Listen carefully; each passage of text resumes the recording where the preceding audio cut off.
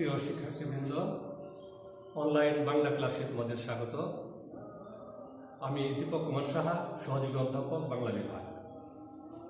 আজকে তোমাদের সুফিয়া কামালের তাহারই পরে মনে কবিতা নিয়ে আলোচনা করব। প্রথমে আমরা কবি পরিচিতি একটু দেখব, তারপর কবিতা পাঠ এবং আলোচনা, পরবর্তীতে প্রশ্ন নিয়ে আলোচনা। তা আমরা প্রথমে কবি সুফিয়া কামালের জীবন নিয়ে একটু আলোচনা করব। কবি সুফিয়া কামাল 1911 সালে বরিশালে জন্মগ্রহণ করেন। তিনি বাংলা সাহিত্যে মহিলা কবি হিসাবে এবং নারী আন্দোলনের পথিকৃৎ হিসাবে প্রসিদ্ধ। কবির পৈতৃক নিবাস কুমিল্লায়। তার পিতার নাম সৈয়দ আব্দুল বারী এবং মায়ের নাম সাবেরা বেগম। কবি সুফিয়া কামাল যে সময় জন্মগ্রহণ করেন সেই সময়টায় বাঙালি মুসলিম নারীরা গৃহবন্দী জীবন যাপন করত। তো তাদের স্কুল কলেজে পড়ার সুযোগ ছিল না। সুফিয়া কামাল নিজের চেষ্টায় নিজের গৃহে তিনি সাহিত্যচর্চা করেছেন এবং তিনি তার প্রতিভার স্বাক্ষর রাখতে সক্ষম হয়েছেন। সুফিয়া কামালে তিনি উৎসাহ পেয়েছেন তার প্রথম স্বামী সৈয়দ নেহাল হোসেনের কাছ থেকে।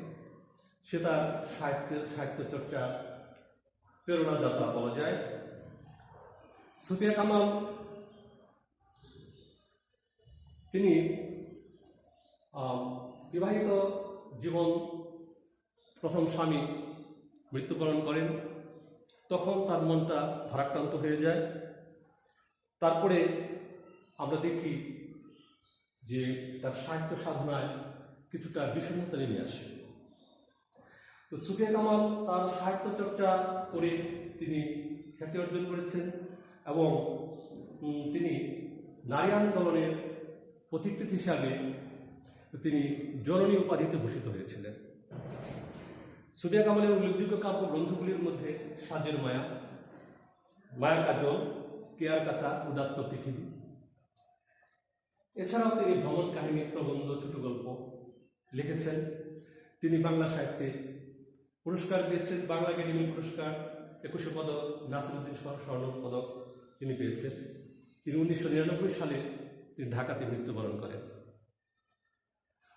সুফিয়া কামালের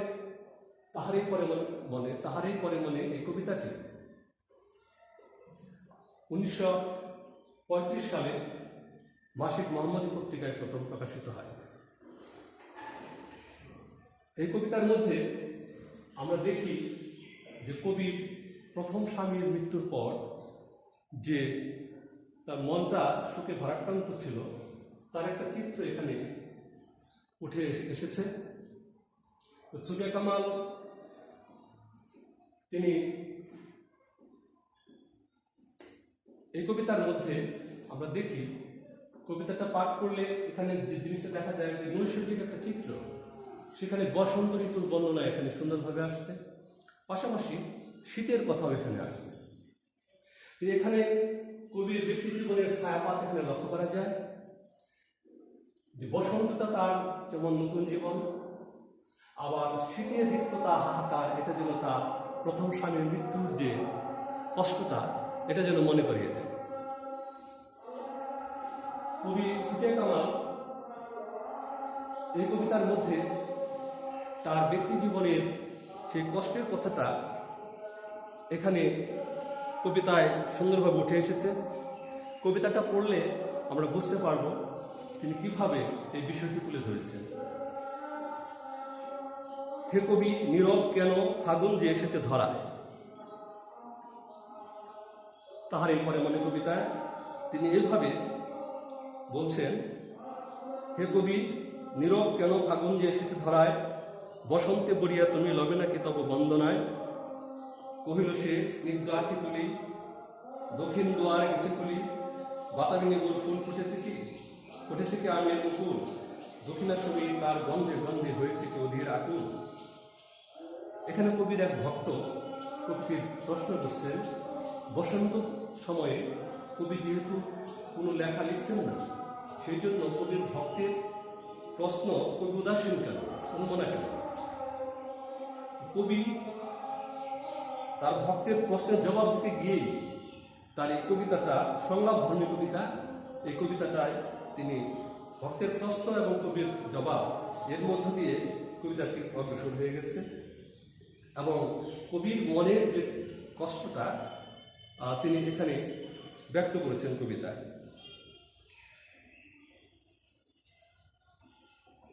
এখনো দেখনি তুমি, কবির ভক্ত বলছে, এখনো দেখনি তুমি, কহিলাম কেন কবি আজ এমন উন্মনা তুমি, কোথা তোমার নবপুষ্প সাজ? কহিল সে সুদূরে চাহিয়া অলকের পাথার বাহিয়া, তরিদার এসেছে কি, বেজেছে কি আগমনী গান, দেখেছে কি সে আমারে, শুনি নাই রাখিনি সন্ধ্যা। কহিলাম গো কবি রচিয়া লহ আজও গীতি, বসন্ত বন্দনা তবে কণ্ঠে শুনি এ মোর মিনতি। এখানে কবি ভক্ত বলছে যে তুমি বসন্ত বন্দনা করো, এটা আমার মিনতি। কারণ কবি ভক্তরা সবসময় বসন্ত সময়ে কবির লেখা প্রকাশিত হবে সেটা পড়ে তারা আনন্দ অনুভব করে। কবি উদাসীন, কবি লিখছেন না, সে কারণে কবির ভক্তের এই প্রশ্ন, এই জিজ্ঞাসা। কবি তার মনের দুঃখের কষ্ট কথাটি সরাসরি বলতে পারছেন না, কিন্তু তার এই বর্ণনার মধ্য দিয়ে তিনি সেই কথাটি তুলে ধরেছেন। কিন্তু কবি ভক্ত নাছোড়বান্দা, সে তার কারণটি সে জানতে চায়, কিন্তু কবি তিনি সে কথাটি বলছেন তার রূপকের মধ্য দিয়ে, এখানে রূপকের মধ্য দিয়ে বলছেন। কহিল সে মৃদু মধুস্বরে, নাই হলো না হোক এবারে। কবি বলছে এবার না হয় আমি নাই লিখলাম। কবির মনটা যেহেতু ভারাক্রান্ত শোকে, প্রথম স্বামীর মৃত্যুর কারণে। আমারই গাহিতে গান বসন্তে আনিতে বলিয়া, রহিনী সে ভুলে নিত এসেছে তা ফাগুনে সরিয়া। আমি বসন্ত বন্দনা না করলেও প্রকৃতির নিয়মেই প্রকৃতিতে বসন্ত আসছে এবং বসন্তের সব লক্ষণই প্রকৃতিতে প্রকাশিত হয়েছে এবং হবে। তখন বলছে কবি ভক্ত, কহিলাম ওগো কবি অভিমান করেছ কি তাই, যদিও এসেছে তবু তুমি তারই করিলে বৃথায়। এই যে বসন্ত এসেছে প্রকৃতির নিয়মে, কিন্তু কবির ভক্তের কাছে মনে হচ্ছে কবি যেহেতু বসন্ত বন্দনা করছে না, সেই জন্য বসন্তের আগমনটা এবার ব্যর্থ হচ্ছে। কহিল সে পরমে হেলায়, বৃথা কেন ফাগুন বেলায়। কবি বলছে ফাগুন বেলায় বসন্তের আগমন ব্যর্থ হবে না। ফুল কি ফুটেনি শাখে, পুষ্পারতি লবে নিকিরিপুর রাজন, মাধবীপুরীর বুকে গন্ধ নাহি, করে নাই অর্ঘ বিরোচন।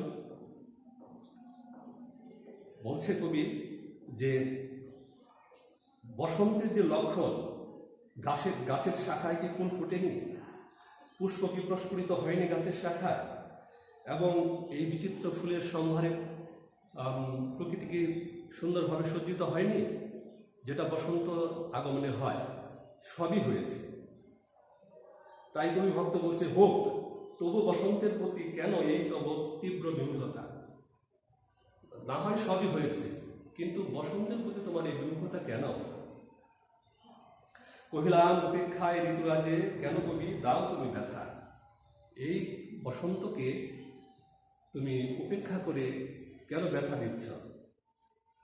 তখন কবি বলছে কহিল সে কাছে সরে আসি, কহিলি উত্তরি তলে মাঘের সন্ন্যাসী, গিয়াছে চলিয়া ধীরে পুষ্পশূন্য দিগন্তের পথে, রিক্ত হস্তে তাহারই পরে মনে ভুলিতে পারি না কোনো মতে। এখানে কবি ভক্তের কাছাকাছি এসে বললেন কুয়াশার চাদর মুড়ি দিয়ে যে মাঘের সন্ন্যাসী শীত সবে মাত্র প্রকৃতি থেকে বিদায় নিয়ে চলে গেছে রিক্ত হস্তে, তার কথাই কবির বারবার মনে হচ্ছে। তাই শীতের শেষে বসন্তের আগমন হলেও কবি বসন্তের প্রতি উদাসীন উন্মনা। বসন্তের এই আগমন কবির ব্যক্তিগত কষ্টের কারণে, শীতের রিক্ততার কষ্ট তার হৃদয়ে যেমন স্থান পেয়েছে, এর সাথে যেন তার প্রথম স্বামীর মৃত্যুর বিষয়টি একাকার হয়ে গেছে। তাই বসন্তের এই সুন্দর সময়ে কবি উদাসীন উন্মনা, তিনি ভুলতে পারছেন না তার স্বামীকে, ভুলতে পারছেন না তিনি শীতের রিক্ততার ব্যথা। তো এই কবিতার মধ্যে আমরা দেখি দুইটা ঋতুর কথা, বসন্ত ঋতু, রাজ বসন্ত, আর মাঘের সন্ন্যাসী শীত। ঋতুরাজ বসন্ত বিচিত্র রকমের ফুলের সম্ভার নিয়ে প্রকৃতিতে আসে এবং নতুন সাজে সজ্জিত হয় প্রকৃতি। আর রিক্ততা, বিষণ্ণতার চিত্র নিয়ে আসে প্রকৃতি, শীত, মাঘের সন্ন্যাসী। কবি সেই সন্ন্যাসীর কথা বলছেন। তো কবির জীবনের দুঃখের কথাটি এই কবিতায় তিনি সুন্দরভাবে উপস্থাপন করেছেন। তো আমরা এখন এই কবিতা থেকে যে ধরনের প্রশ্ন হয় সেগুলি একটু আলোচনা করব। যে বহু নির্বাচনী এবং সৃজনশীল, এই দুই রকমের প্রশ্ন এখানে হয়। তো বহু নির্বাচনী প্রশ্নের মধ্যে আমরা টেক্সট বইয়ে দেখি এখানে কিছু প্রশ্ন করা আছে, তার উত্তর কী হতে পারে। যেমন উত্তরী শব্দের অর্থ কি? বহু নির্বাচনী, তো এর অর্থ হলো চাদর। এখানে চারটা অপশন আছে, চাদর, কুয়াশা, সমীর, উত্তর দিক। তাহলে উত্তর হবে চাদর। ক, কহিল সে স্নিগ্ধ আখি তুলি চরণটিতে, স্নিগ্ধ আখি বলতে কি বুঝিয়েছে? এখানে চারটি অপশন আছে, তার মধ্যে স্নিগ্ধ আখি বলতে এখানে যে মায়াবী দৃষ্টি, এটাকে বোঝাইছে এখানে যে স্নিগ্ধ আখি। উদ্দীপক দেওয়া আছে সম্রাট শাহজাহানের তাজমহল, তার মৃত্যুর স্মৃতিকে ঘিরে সম্রাট শাহজাহান যে অমর কীর্তি তৈরি করেছিলেন তার স্ত্রীর সমাধি তাজমহল। তো এর উপরে দুটি প্রশ্ন করা হয়েছে যে নিচের কোন চরণটিতে উদ্দীপকের ভাবের প্রতিফলন ঘটেছে।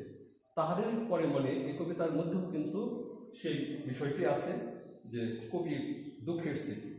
তো এখানে খ যে উত্তরটি আছে যে তাহারই পরে মনে ভুলিতে পারি না কোনো মতে, এর সাথে সামঞ্জস্য আছে। আর শাহজাহান এবং সুফিয়া কামালের আচরণের ভিন্নতা থাকলেও বলা যায় উভয়ই কিন্তু এখানে চারটে অপশন, তার মধ্যে গ নম্বর অপশন যেটা হচ্ছে স্মৃতিকাতর এবং প্রেমময়। কারণ স্মৃতিকাতর এবং প্রেমময় এই কারণেই সুফিয়া কামাল যেমন এই কবিতাটিতে বিষয়টা তুলে ধরছেন, তার দুঃখের কথাটা। সম্রাট শাহজাহান তার স্ত্রীর স্মৃতিকাতর প্রেমময় ছিলেন কারণে তিনি তাজমহল তৈরি করেছিলেন। এবার সৃজনশীল প্রশ্ন টেক্সট বইয়ে যা আছে, এখানে একটা উদ্দীপক দেওয়া আছে। এখানে এই দুঃখের কথাটা এখানে আছে যে একজনের মৃত্যুর কারণে আরেকজনের যে কষ্টটা, আমি এখন বড় একাকী, শেষ লাইনটা, এই যে কষ্টটা, এই কষ্টটার সাথে তাহারের পরে মানে কবিতার মধ্যে ঠিক এমনই একটি বিষয় আছে যে এখানে প্রশ্ন করা হয়েছে চারটি কতে তাহারই পরে মনে কবিতাটি প্রথম কোন পত্রিকায় প্রকাশিত হয়। এটা মাসিক মোহাম্মদী পত্রিকা, এই পত্রিকায় প্রথম 1935 সালে প্রকাশিত হয়। উপেক্ষায় ঋতুরাজে কেন কবির দাও তুমি ব্যথা, উক্তিটি দিয়ে কি বোঝানো হয়েছে? ঋতুরাজ এর প্রতি অবহেলা করে করেছেন কবি তার ব্যক্তিগত কষ্টের কারণে মনে, ঠিক এ কারণে কবি ভক্ত মনটা বিষণ্ণ, তাই বলছে যে তুমি কেন ব্যথা দিচ্ছ উপেক্ষা করে ঋতুরাজ বসন্তকে। উদ্দীপকে তাহারই পরে মনে কবিতায় কোন দিকটি প্রকাশ পেয়েছে ব্যাখ্যা করো। এখানে তাহারই পরে মনে কবিতায় যে দুঃখের কথাটি উদ্দীপকে যেমন আছে, তাহারই পরে মনে কবিতায় কবির ব্যক্তিগত সেই কষ্টের কথাটি আছে। তো এখানে আমরা দেখি যে কষ্টটা সবার জন্যই যেন একই রকম হয়, ঠিক আমরা উদ্দীপকের সাথে তাহারই পরে মনে কবিতার মধ্যেও তাই সেটি দেখি। চতুর্থ প্রশ্নটি, উদ্দীপকটি তাহারই পরে মনে কবিতার সুরকে প্রকাশ করতে পারে না, তোমার মতে সপক্ষে যুক্তি দেখাও। এ কথাটা সঠিক নয়, কারণ মূল সুরটাকে প্রকাশ করতে পেরেছে উদ্দীপকটি, কারণ এখানেও সেই কষ্টের কথাটি বলা হয়েছে এবং সেই কবিতা তাহারই পরে মনে এখানেও কিন্তু সেই কবির কষ্টের কথাটাই আছে। কাজে মূল সুর যেটা সেটা এখানে আছে উদ্দীপকেও এবং তাহারই পরে মনে কবিতা। তো কাজেই আমরা এটাকে বলতে পারি যে এখানে একই একই রকমভাবেই সেই কষ্টের কথাটি দুটি জায়গায় প্রকাশিত হয়েছে। কাজে মূল সুরকে প্রকাশ করতে পারেনি, এই কথাটি যৌক্তিক নয়। তো এইভাবে আমরা বুঝতে পারি তোমরা বই ভালো করে পড়বে, তাহলে আরও যদি কোনো প্রশ্ন মনে জাগে তার সমাধান করতে পারবে। তো তোমরা মনোযোগ দিয়ে তোমরা কবিতাটা পড়বে এবং এখানে যে প্রশ্ন আরও তোমাদের মনে যে প্রশ্ন জাগে সেগুলি নিয়ে আলোচনা তোমরা করবে। যদি কোনো সমস্যা অনুভব করো তাহলে আমার সাথে যোগাযোগ করবে, তোমরা সেখানে তোমরা আমার কাছ থেকে সঠিক জবাবগুলো পাবে। তো আজকে আর দীর্ঘায়িত করবো না, তোমরা সবাই ভালো থেকো। আগামী ক্লাসে তোমাদের থাকার জন্য অনুরোধ রইল, উপস্থিত থেকো। ধন্যবাদ সবাইকে।